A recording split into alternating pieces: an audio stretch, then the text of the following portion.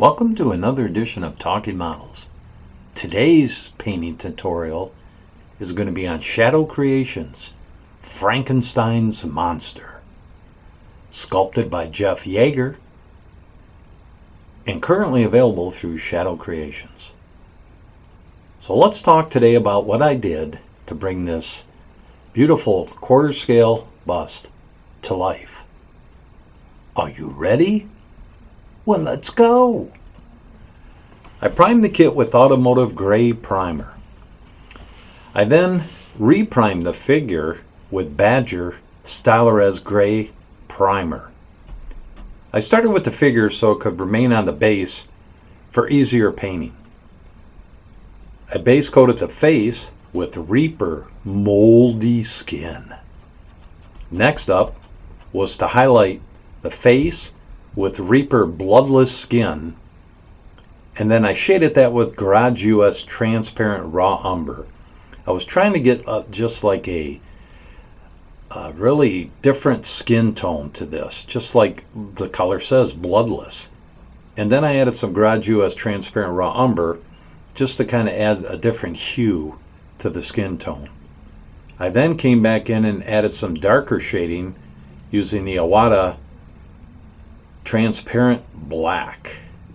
Then I, kind of around the cheekbones, the eyes, just some areas where to give it that sunken in look that the makeup artist, of course, Jack Pierce, did to Boris Karloff. I then returned with the base coat to re-highlight the face, and at that point I reapplied some more of the transparent raw umber. So then I decided it was time to paint some of the hair in so I could check my skin tones.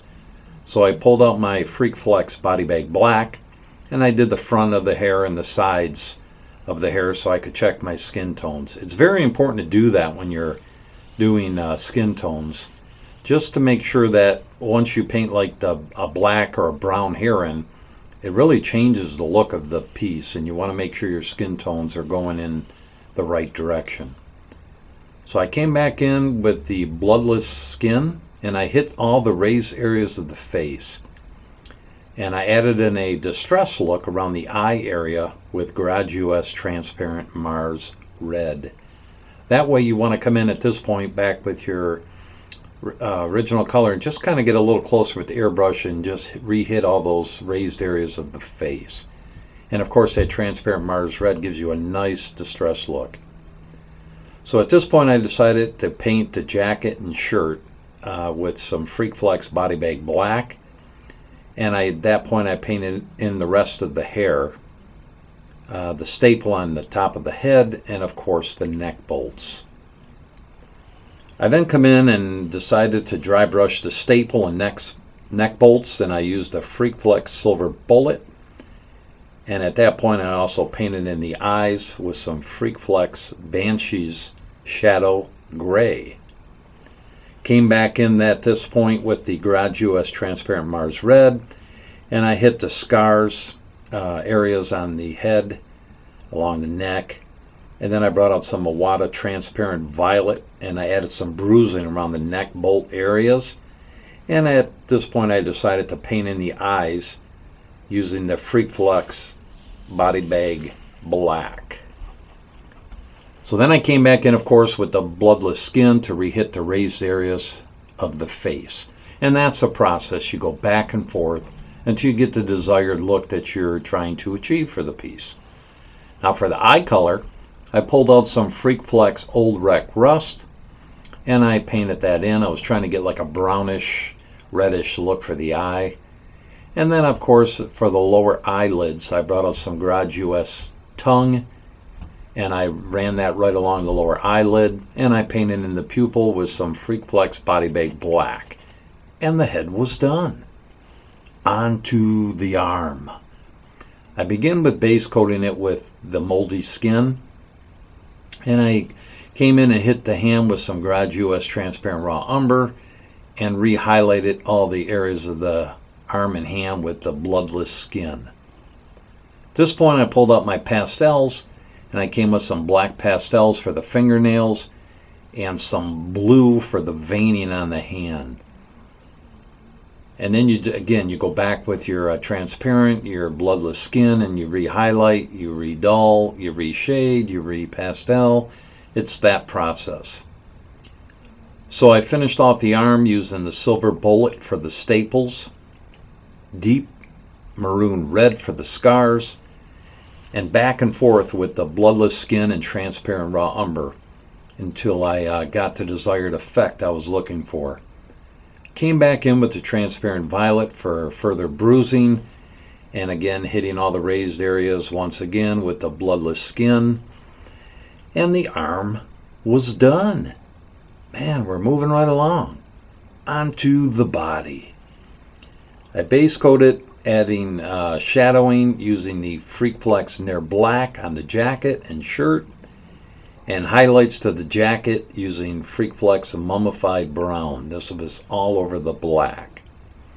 Of course, then I like to quiet things down, so I pulled out some transparent black and just kind of shaded that, toning it down, deepening the crevices on the jacket and the shirt, coming back in with the Nair Black, the Mummified Brown, that process, and the body was done. Onto the wall that Frankenstein's monster is peering around. I dry brushed the bricks with Delta Mudstone and also Freakflex Old Wreck Rust, just kind of mixing up, adding the Old Wreck Rust and just periodically on the bricks, so you have some like reddish, and then of course the mudstone color, and it kind of looks like a mixture of bricks on this wall. Then of course I brought out my transparent black and I began shading in the wall, quieting things down, doing the thing I do best, adding some quietness to the piece, and also blending all the colors together. Onto the nameplate.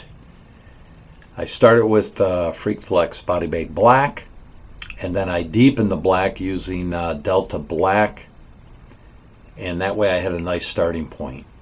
I used Freakflex Banshee's Gray for the lettering, and I decided to go with a silver bullet look, just a silver look to the back for the background. I liked what I had going there, so I decided to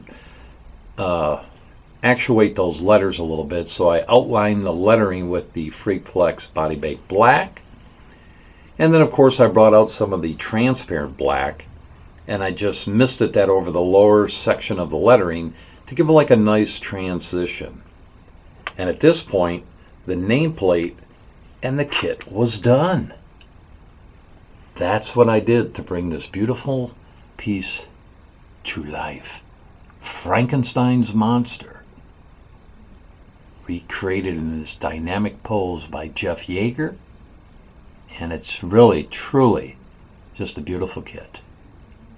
And if you want one of these, I'll put Shadow Creations contact information in there, and send an email to shadowkreations@gmail.com, and I will get back to you and let you know availability, pricing, and all that good stuff to get one of these beauties in your hand.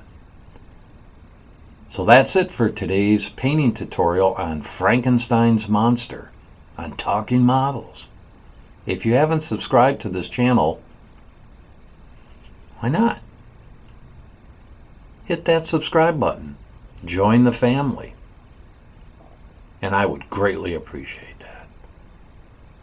So once again, thanks for stopping in today. And as always, may the Lord bless your day.